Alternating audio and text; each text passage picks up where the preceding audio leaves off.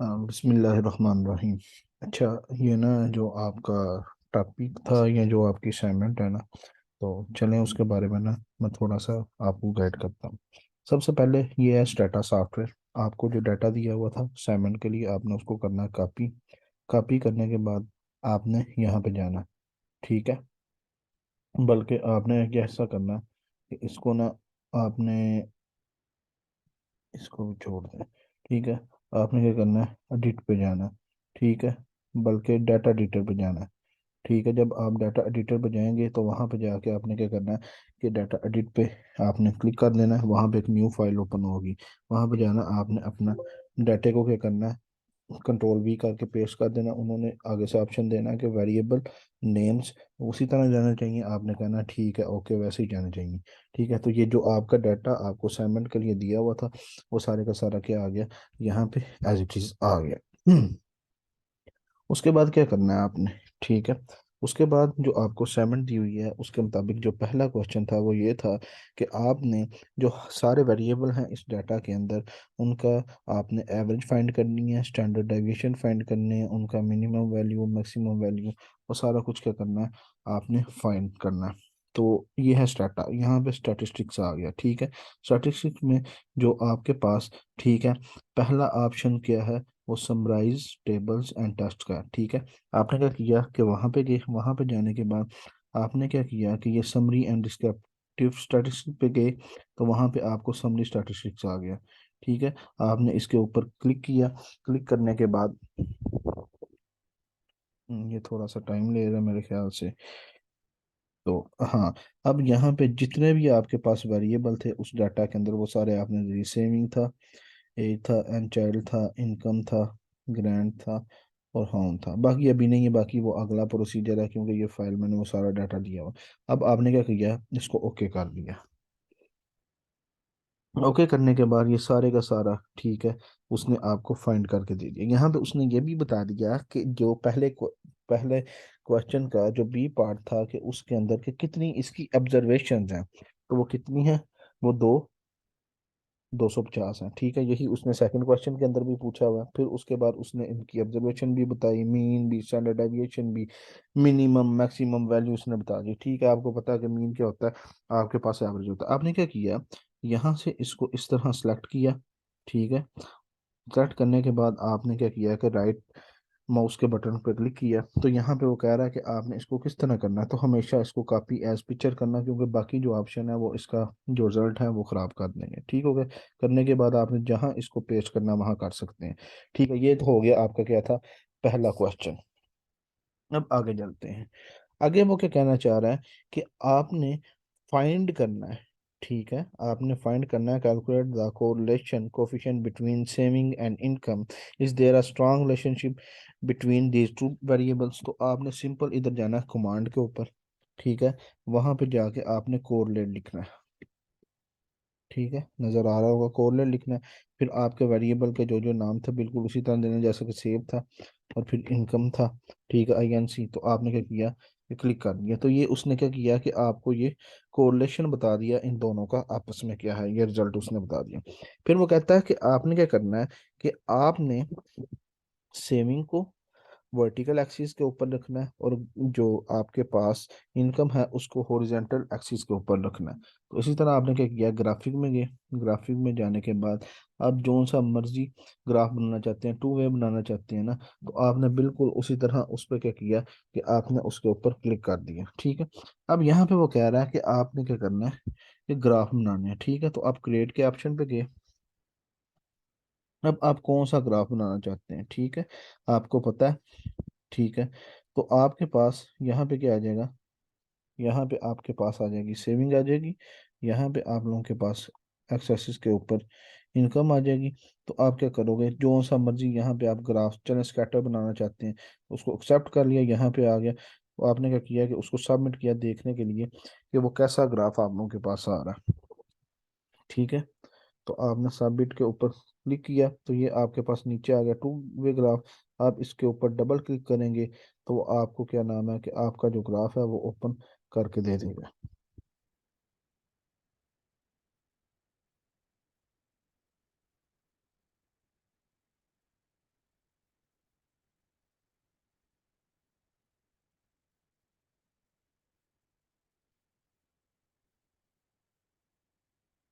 ठीक है, तो ये देखें ये है आपका ग्राफ। ठीक है, ये स्कैटर शो कर रहा है। ठीक है, उसके बाद फिर एक और क्वेश्चन था आपका कि आपने सिंपल लीनियर रिग्रेशन फाइंड करनी है जिसे SLR कहा जाता है। ठीक है, तो वो आपने किस में फाइंड करनी है, किस में लगानी है, आपने वो सिर्फ और सिर्फ सेविंग और इनकम में रख के लगानी है। ठीक है, मतलब कि सेविंग को आपने क्या करना है कि ये डिपेंडेंट वेरिएबल है और इनकम क्या है, वो इंडिपेंडेंट वेरिएबल है। ठीक हो गया। तो यहाँ पे आपने जाना फिर स्टैटिक्स के ऊपर, यहाँ पे लीनियर की तरफ जाना, यहाँ पे लीनियर रिग्रेशन की तरफ जाना। ठीक है, तो यहाँ पे आपके पास क्या था, सेविंग था। ठीक है, और यहाँ पे क्या है आप लोगों के पास इंडिपेंडेंट वेरिएबल के अंदर इनकम आ जाएगी। ठीक है, तो यहाँ पे अब आपने कर लिया, फिर उसके बाद अब आपने यहाँ पे बताना है कि रिपोर्टिंग में जाके कॉन्फिडेंस इंटरवल कितना होना चाहिए। सिंपल तो वो 95 ही चलता है। ठीक है, अगर वो उसने क्वेश्चन के अंदर बताया हो कि आप इसको 90 पे लेके जाएं, आप इसको ठीक है या 100 पे लेके जाएं, तो वो आप यहाँ से आके चेंज कर सकते हैं। हमें सिर्फ फिलहाल 90 पे चाहिए। ठीक है, तो इसको क्या कर दिया आपने, ओके कर दिया। ठीक है, ये बिल्कुल एक रिजल्ट दे देगा।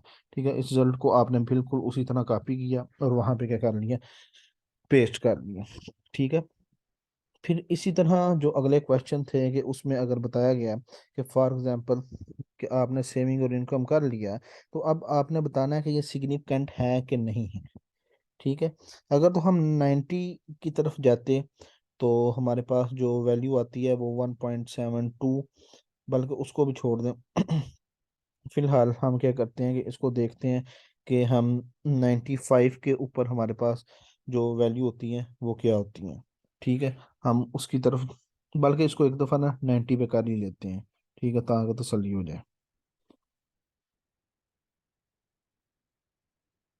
ताकि पता लग जाए कि ये वाकई होता है कि नहीं होता। ठीक है, ये देखें ये 95 था, अब हम इसको किसकी तरफ आ गए, 90 की तरफ आ जाए। ये देखें पहले ऊपर कितना था, 95 था, अब कितना है कॉन्फिडेंस इंटरवल, ये 90 आ गया। ठीक है, अब अगर हम 90 को देखें तो इसके अंदर क्या बताना चाह रहा है आपको। ठीक है, तो इसके अंदर ये बताना चाह रहा है कि अगर फॉर एग्जांपल आपकी जो वैल्यू है, ठीक है, अगर आपकी जो टी की वैल्यू है वो 0.94 है, तो इसका मतलब है ये लाई नहीं कर रही, क्योंकि जब आप 90 के ऊपर देखते हैं तो जिसे 10% सिग्निफिकेंस, मतलब अगर आपका कॉन्फिडेंस इंटरवल है जो वो 90 है, तो इसका मतलब है कि आपका सिग्निफिकेंस लेवल यहाँ पे 10 होगा। अगर आपका कॉन्फिडेंस इंटरवल 95 होता तो आपका जो सिग्निफिकेंस लेवल है वो कितना होना था, 5% होना था। तो अब वो कह रहा है कि यहाँ 10% है। ठीक है, तो 10% पे वैल्यू क्या होती है टी कैलकुलेशन के लिए, -1.729 से लेके +1.729 तक। ठीक है, एक साइड पे आपकी लेफ्ट साइड पे माइनस की वैल्यू आती है 1.729 और आपकी राइट साइड के ऊपर प्लस की वैल्यू आती है 1.729। अगर इन दोनों के दरमियान आपकी वैल्यू लाई कर रही है, ठीक है, इन दोनों के दरमियान आपकी वैल्यू लाई कर रही है तो ठीक है। अब ये देखेंगे ये वैल्यू लाई कर रही है टी कैलकुलेट की, इनकम की 0.94, इन दोनों के दरमियान ही आ रही है वो। तो इसका मतलब क्या हुआ कि आपकी जो टी कैलकुलेटेड लाइज कर रही है किसके ऊपर, इन साइड के ऊपर। तो हम क्या करेंगे कि आपके जो नल हाइपोथेसिस है उसको रिजेक्ट नहीं करेंगे। ठीक है, उसको रिजेक्ट नहीं करेंगे, तो आपकी इनकम क्या है वो इनसिग्निफिकेंट है, या कह सकते हैं कि नॉट इम्पॉर्टेंट है फॉर योर मॉडल। ठीक है, तो जिसकी वजह से हमें ये इस इनकम के वेरिएबल को यहाँ से ड्रॉप करना पड़ेगा। ठीक हो गया यहाँ तक। तो इसी तरह हमने फिर उसके बाद यहाँ से देखें कि अगर वो कहता है कि वेरिएशन कितना आ रहा है, तो वेरिएशन हमेशा आर स्केयर की वैल्यू से देखा जाता है। तो आर स्केयर की वैल्यू यहाँ पे ये है 0.0035। तो जो ये आर स्केयर की वैल्यू है, ठीक है, 0.0035, तो इसका क्या मतलब हुआ कि ये क्या है हमारे पास 3.5 है। तो ये इसको किस तरह लिखते हैं कि in our case R square is 3.5%. This means that 3.5% of variation independent variable is explained by independent variable income show result। ठीक है, फिर आगे बता देंगे कि जो रिजल्ट शो हो रहा है वो ग्राफिकल जो हमने किया हुआ है उसकी उस वहां पे हो रहा है। फिर उसके बाद वो कहता है कि अगर फॉर एग्जाम्पल कि अब हमने सिर्फ सेविंग को तो हमने चले क्या कर लिया था कि डिपेंडेंट सेविंग को हमने क्या किया कि डिपेंड कर लिया, और इनकम को हमने क्या किया इंडिपेंडेंट कर लिया। ठीक है, तो अब हम क्या करते हैं कि इससे ज्यादा और वेरिएबल्स को लेते हैं, उनकी रिग्रेशन को फाइंड करते हैं। फिर हम गए उसके अंदर, ठीक है, लीनियर रिग्रेशन को ओपन किया। ठीक है, यहाँ पे सेविंग था ना, अब हमने इस सेविंग के साथ इनकम तो ऑलरेडी है, एज को ले लिया, एंड चाइल्ड को ले लिया, ग्रेड को ले लिया, होन को ले लिया, ठीक है, इन सब को ले लिया हमने। ठीक है, तो अब हम यहाँ पे क्या करेंगे कि अब हम यहाँ पे इन सब की, जिसे कह सकते हैं कि अब सिंपल लीनियर रिग्रेशन नहीं है, अब यहाँ पे हमारे पास क्या है मल्टीपल लीनियर रिग्रेशन है।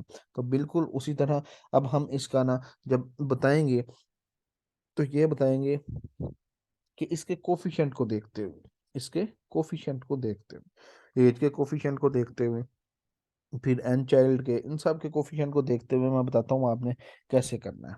अगर तो आपकी वैल्यू माइनस के अंदर है तो इसका मतलब है कि आप डिक्रीज कर रहे हैं, अगर आपकी वैल्यू माइनस के अंदर नहीं है तो आप डिक्रीज नहीं कर रहे।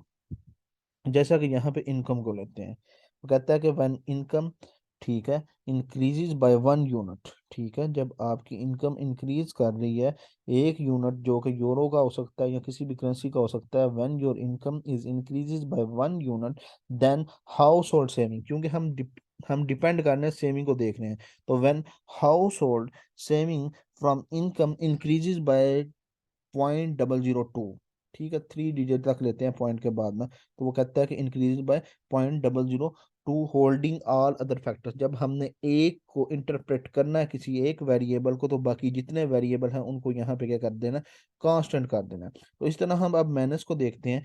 वो कहता है कि व्हेन एन चाइल्ड, ठीक है, वो क्या कर रहा है, when an child increases by 1 unit या 1 यूरो, देन आपके पास, ठीक है, सेविंग या हाउस होल्ड सेविंग, ठीक है, फ्रॉम इनकम डिक्रीजेज बाय, अब ये माइनस क्या शो कर रहा है डिक्रीजिंग को, डिक्रीज बाय 0.019, ठीक है, holding all other factor constant. दोबारा सुन लें, वो कहता है कि when an child increase by 1 unit, जो कि यूरो की फॉर्म के अंदर है, देन,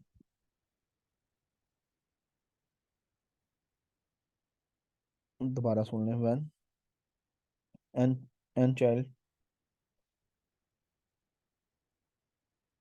सॉरी, व्हेन इनकम, अब यहाँ पे हमने क्या करना है कि हमने यहाँ पे एन चाइल्ड को देखना है, तो वो यहाँ पे कहता है कि when an child is increases by 1 unit 1 euro, then हमारे पास जो क्या है यहाँ पे सेविंग को देख रहे हैं हम, तो जो हमारी हाउस होल्ड सेविंग है वो क्या करेगी डिक्रीज करेगी बाय 0.019, क्योंकि ये माइनस के अंदर है तो मैंने शो कर रहा है डिक्रीजिंग को, holding all other factors constant. ठीक है, ये क्या होगी इसकी इंटरप्रिटेशन होगी।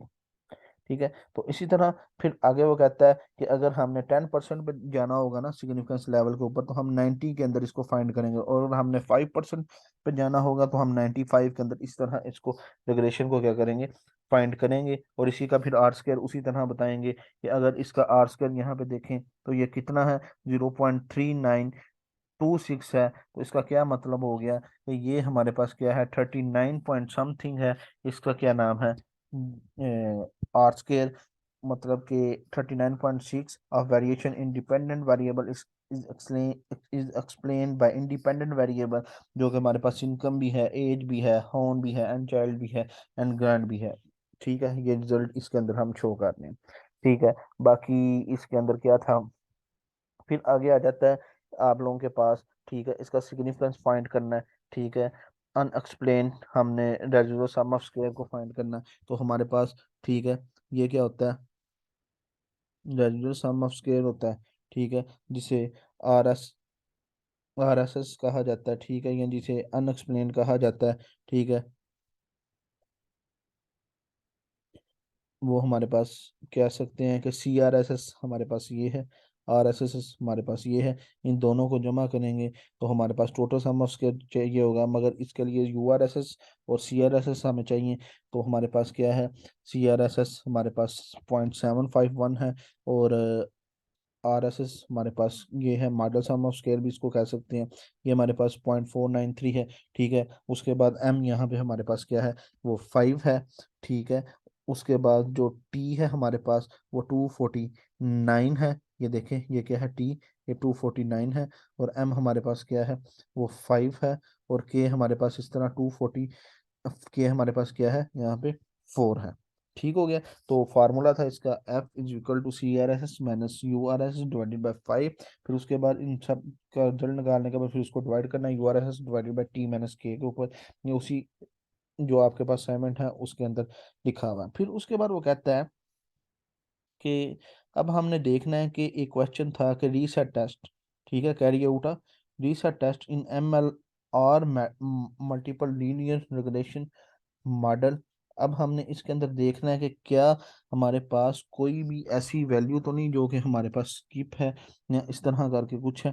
तो हम उसके लिए हम क्या करते हैं कि ओवी टेस्ट होता है, एक ओवी टेस्ट लगाएंगे, ठीक है, डॉट ओवी टेस्ट है। अब देखते हैं कि ये हमारा रिजल्ट रिजल्ट क्या फाइंड करता है, ठीक है। ओवी टेस्ट हम लिखेंगे तो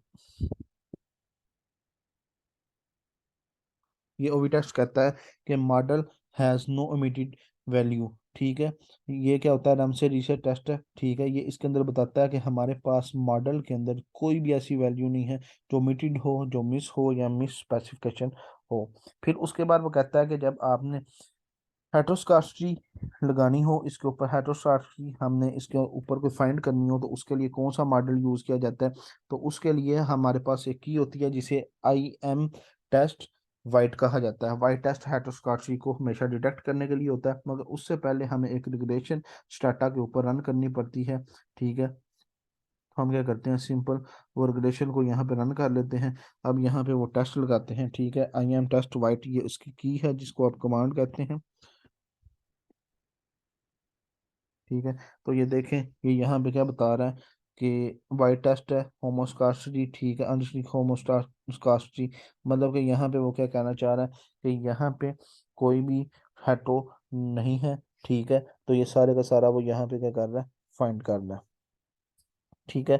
तो फिर आपने क्या करना होता है, फिर आपको वो यहाँ पे ये बताता है कि आपने, अगला क्वेश्चन आ जाता है कि आपने क्या करना है कि लॉग लेना है, ठीक है।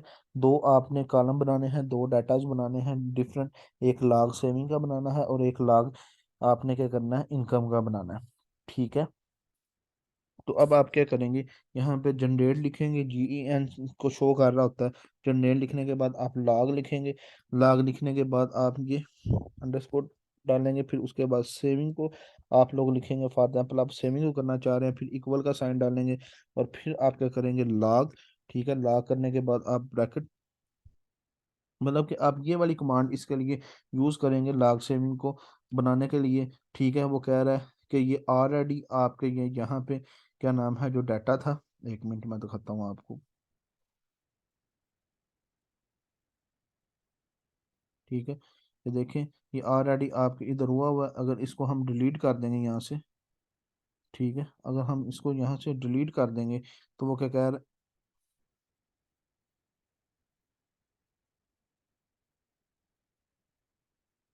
तो अब हम दोबारा इसको यही जो हमने कमांड दी थी, इसको दोबारा यहाँ पे क्या करेंगे, इसको ट्राई करेंगे, तो वो अब क्या करेगा कि वो आपको कह रहा है कि आपका ये वाला जो कॉलम है दोबारा वहाँ पे क्या हो रहा है, शो हो रहा है, ठीक है। अब ये दोबारा वहाँ पे क्या है, लॉग सेविंग का कॉलम जो वो क्या है वो वहाँ पे शो हो रहा है। चलें, अब हम दोबारा अपने काम की तरफ जाते हैं, ठीक है। ये हो गया। इसी तरह अब हम क्या करेंगे, उसने कहा हुआ था कि दो कॉलम आप लोगों ने बनाने हैं, ठीक है, 1 लाख सेविंग का और 1 लाख इनकम का। तो इसी तरह अब हम इनकम का भी क्या करेंगे, कॉलम को वहां पे बना देंगे। ठीक है, तो यही कमांड यूज करते हुए वहां पे इनकम का भी कॉलम बन जाएगा। ठीक है, वो कह रहा है ऑलरेडी इसके ऊपर है। फिर इसी तरह इनका कोरिलेट फाइंड करेंगे। कोर कोरिलेट फाइंड करने के लिए हम इसी तरह इनको लिखेंगे, लॉग ऐसे भी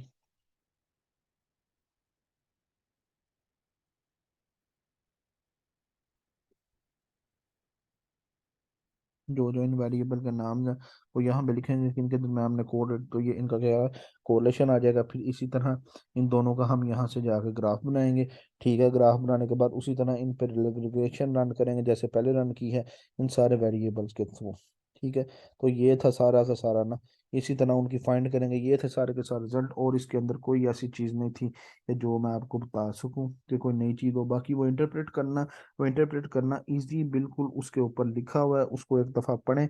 अगर नहीं समझ आएगी और इस वीडियो को देख लें आसानी के साथ, तो आपको हर चीज़ की ना यहाँ से समझ आ जाएगी इंशाल्लाह। ओके, जज़ाकल्लाह।